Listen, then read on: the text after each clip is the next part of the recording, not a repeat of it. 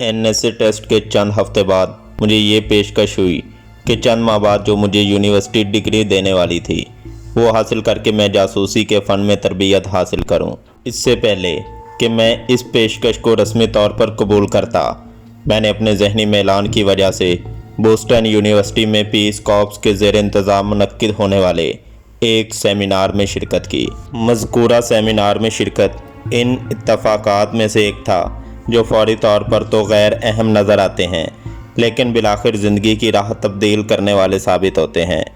Piece corps के नुमाइंदे ने वजाहत करते हुए दुनिया भर के इन मुकामात की निशानदही की जहाँ रज़ाकारों की ख़ास तौर पर ज़रूरत थी। इनमें से एक अमेज़ॉन के इलाके में बारीनी जंगलात का इलाका था, जहाँ इनके मुताबिक अब बेमकामी लोग इसी हालत में रहते हैं जैसे कि शुमाली अमेरिका में यूरोपीय बाशिंदों की आमद के बाद वहाँ के असल बाशिंदे रहा करते थे। मैंने हमेशा से ही अबनाकियों और इनकी तरह रहने का ख्वाब देखा था। मेरे आबाओ-अजदाद की न्यू हैम्पशायर में आमद के वक्त वहाँ के असल बासी थे।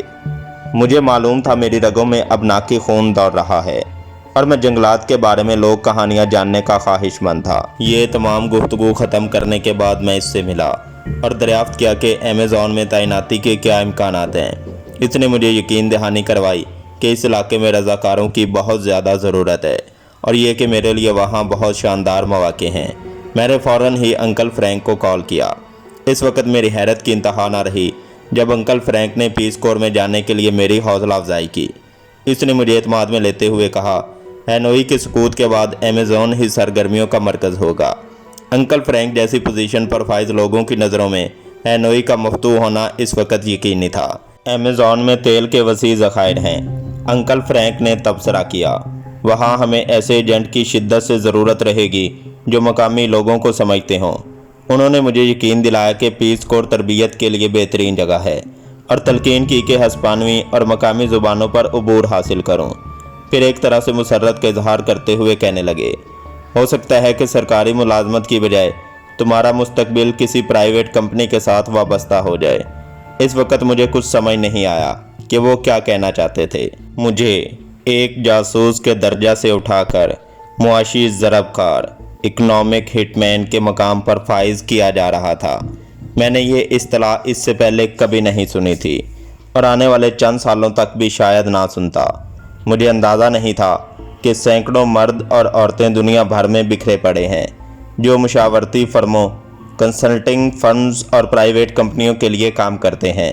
उन्होंने कभी किसी हुकूमती इदारे से एक पाई तक तनख्वाह की मद में वसूल नहीं किया, लेकिन इसके बावजूद वो सल्तनत के मफादात के लिए काम करते थे। मैं किसी तौर पर अंदाज़ा भी नहीं कर सकता था कि एक नई किस्म की फ़ौज का ज़हूर हो रहा है जिसके ओहदों के अलकाब बड़े आज़ाना होंगे और 1000वीं के इख्तिताम तक इनकी तादाद हज़ारों में होगी, और ये कि इसकी बढ़ती हुई फ़ौज की हैयत गिरी एक अहम किरदार अदा करने में मैं भी शामिल होऊंगा। एनओ में मैंने पीस कोर में दरख्वास्त दे दी और अमेज़ॉन में तैनाती की ख्वाहिश का इजहार किया। जब हमारा परवाना तैनाती मौसूल हुआ तो मुझे शदीद मायूसी हुई। हमें एक्वेडोर भेजा जा रहा था। मेरी सादगी मुलाहिजा कीजिए कि मैं अपने पाँव पटक रहा था। मैंने तो अमेज़ॉन मांगा था, ये बीट में अफ्रीका का कस्बा कहाँ से आ गया। मैंने एक्वेडोर की तलाश में अटलस की वर्कगर्दानी शुरू कर दी। इस वक्त मुझे सख्त उलझन हुई जब बरे-आज़म अफ्रीका में एक्वेडोर कहीं भी नज़र नहीं आया। इंडेक्स देखा तो उक्दा खुला कि एक्वेडोर वाकई लातीनी अमेरिका में है। जब नक्शा गौर से देखा तो मालूम हुआ कि दरियाओं का जो सिलसिला इंडियन ग्लेशियर से निकलता है वहीं अजीम दरियाए अमेज़ॉन का मंबा है।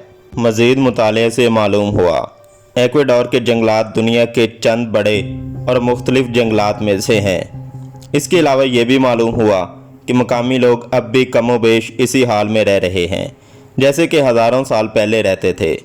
हमने ये मुलाजमत कबूल कर ली। हम दोनों ने पीस कोर की तरबियत जनूबी कैलिफोर्निया में मुकम्मल की और सितंबर 76 में एक्वेडोर के लिए चल पड़े। अमेज़ॉन में हम उन लोगों के साथ रहे जिनका रहन सहन वाकई नौ आबादियाती निज़ाम से कबल शुमाली अमेरिका के मकामी लोगों से मिलता जुलता था। एंडीज़ में हमने इनकाज की नस्ल के लोगों के साथ भी काम किया। मेरे ख्वाब में भी नहीं था कि दुनिया में ऐसे कई खित्ते का वजूद भी है। अब तक लातीनी अमेरिका के जिन लोगों से मेरी मुलाकात थी وہ اس ابتدائی اسکول میں پڑھنے والے بچے تھے جہاں میرے والد پڑھایا کرتے تھے۔ مجھے ان مقامی لوگوں سے ایک طرح کی ہمدردی سی ہو گئی تھی جن کی گزر اوقات محض شکار اور زراعت پر تھی۔ میں ایک عجیب سی اپنائیت ان کے ساتھ محسوس کرنے لگا تھا۔ ان کو دیکھ کر مجھے وہ پینڈو یاد آنے لگتے تھے جن کو میں پیچھے چھوڑ آیا تھا۔ ایک دن ایک شخص اینر گریو نامی ہماری آبادی کے ہوائی اسٹرپ پر اترا۔ وہ چیسٹی مین انکارپوریٹڈ کا نائب صدر تھا۔ یہ ایک بین الاقوامی مشرتی کنسلٹنٹ فرم ہے جو بہت ہی دھیمے انداز میں کام کرتی ہے۔ اس کے فرائض میں ایسے مطالعاتی تجزیے شامل ہیں کہ ورلڈ بینک ایکواڈور اور اس کے پڑوسی ممالک کو پن بجلی ڈیم اور دیگر ہیکل اساسی کی تعمیر کے لیے اربوں ڈالر قرض دے۔ یہ شخص انیار امریکی فوجی کے ریزرو میں کرنل بھی تھا۔ اس نے مجھے مین جیسی کمپنی کے لیے کام کرنے کے فوائد پر بات کرنا شروع کر دی۔ جب میں نے اس کو بتایا کہ پیس کور میں آنے سے پہلے مجھے NSA میں ملازمت کی پیشکش ہوئی تھی اور یہ کہ میں سوچ رہا ہوں کہ واپس ان کے پاس چلا جاؤں، تو اس نے بتایا وہ ایک وقت میں NSA کا رابطہ افسر بھی رہ چکا ہے۔ اس نے جس انداز سے مجھے دیکھا، اس سے مجھے شبہ ہوا کہ شاید اس کے فرائض میں یہ بھی شامل ہے کہ میری صلاحیتوں کا جائزہ لے۔ اب مجھے یقین ہو چلا تھا کہ وہ میری ذات کے بارے میں شواہد مکمل کر رہا ہے، جس میں یہ بھی شامل تھا کہ میں کس حد تک ایسے ماحول میں فٹ ہو سکتا ہوں جس کو اکثر شمالی امریکی اپنے لیے مخالفانہ تصور کرتے ہیں۔ ہم نے چند روز ایکواڈور میں اکٹھے گزارے۔ اس کے بعد ڈاک کے ذریعے ہمارا رابطہ ہونے لگا۔ اس نے اس بات کی خواہش کا اظہار کیا کہ ایکواڈور کے معاشی مستقبل کے بارے میں ایک رپورٹ اس کو پیش کروں۔ مجھے لکھنے کا شوق تھا۔ ایک چھوٹا سا ٹائپ رائٹر بھی میرے پاس تھا۔ بس پھر کیا تھا، میں اس کی خواہش کے احترام میں خوشی خوشی کام پر لگ گیا۔ 1 سال کی مدت کے دوران میں نے انیار کو کم و بیش 15 طویل خطوط ارسال کیے۔ ان خطوط میں نے ایکواڈور کے معاشی اور سیاسی مستقبل پر اپنی رائے کا اظہار کیا۔ اس کے علاوہ میں نے مقامی آبادی میں پائی جانے والی اس مایوسی، غم و غصہ اور جھنجھلاہٹ کا بھی جائزہ لیا جو ان لوگوں میں تیل کمپنیوں، بین الاقوامی ترقیاتی ایجنسیز اور اسی قسم کے دوسرے اداروں کے خلاف اس وجہ سے پائی جاتی تھیں کہ یہ سب مل کر ان کو جدید دور میں لانا چاہتے تھے۔ جب پیس کور کا دورہ مکمل ہو گیا تو انیار نے مجھے مین کے ہیڈ آفس بوسٹن میں ایک ملازمت کے سلسلے میں انٹرویو کی پیشکش کی۔ ہماری نجی ملاقاتوں میں وہ بتا چکا تھا کہ مین کا بنیادی کاروبار انجینئرنگ تھا، لیکن ان کے سب سے بڑے موکل ورلڈ بینک کا تقاضا تھا کہ ہم اپنے سٹاف میں ماہر اقتصادیات موجود رکھیں تاکہ پیشگی معاشی جائزے تیار کیے جا سکیں جن کی بنا پر انجینئرنگ منصوبوں کی وسعت اور ان منصوبوں کے قابل عمل ہونے کا تعین کیا جا سکے۔ اس نے مجھے اعتماد میں لیتے ہوئے بتایا کہ اس سے پہلے وہ 3 اعلیٰ تعلیم یافتہ ماہر معاشیات کی خدمات حاصل کر چکا ہے۔ ان میں سے 2 کے پاس ماسٹر کی ڈگری تھی اور ایک PhD تھا۔ یہ تینوں بری طرح ناکام ہوئے۔ ان میں سے کوئی بھی ایسا نہیں ہے، انیار نے اپنی بات جاری رکھتے ہوئے کہا، جو ایسے ممالک کے بارے میں معاشی پیشین گوئی کر سکے جن کے متعلق قابل اعتماد اعداد و شمار موجود ہی نہ ہوں۔ اس نے مجھے مزید معلومات فراہم کرتے ہوئے بتایا وہ تینوں ہی معاہدے کی شرائط پوری کرنے میں مشکلات محسوس کر رہے ہیں۔ ان شرائط کے مطابق ان کو ایکواڈور، انڈونیشیا، ایران اور مصر جیسے ممالک کے دور دراز مقامات تک سفر کرنا تھا۔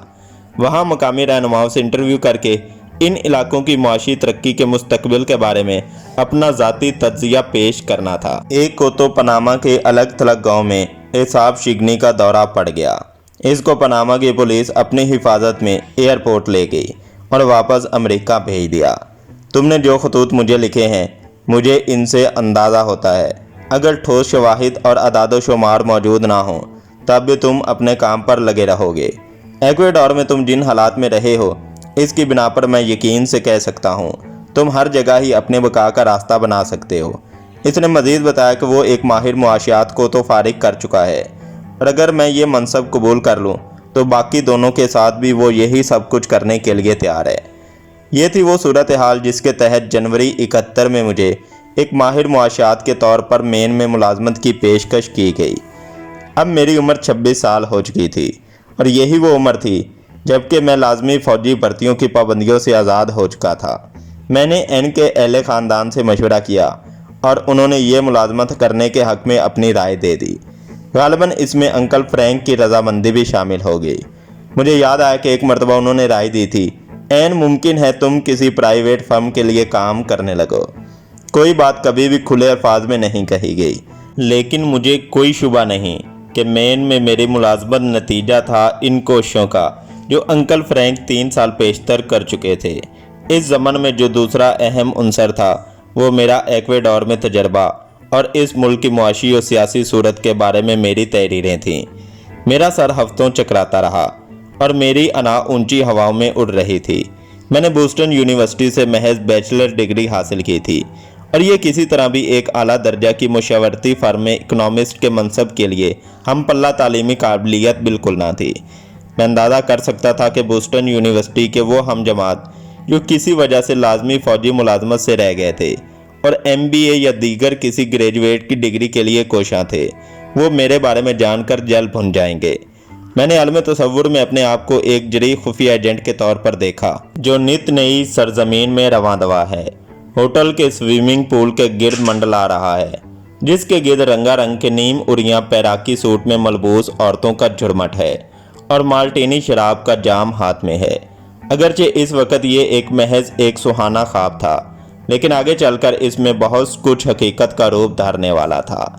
انیار نے مجھے بطور اکنامسٹ بھرتی کیا تھا، لیکن بہت جلد یہ عقد کھلنے والا تھا۔ میرے حقیقی فرائض منصبی اس سے بہت زیادہ تھے۔ اگر یہ کہا جائے تو غلط نہ ہوگا، میرا مشن میرے اندازے سے بھی زیادہ جیمز بانڈ کی مہمات کے قریب تر تھا۔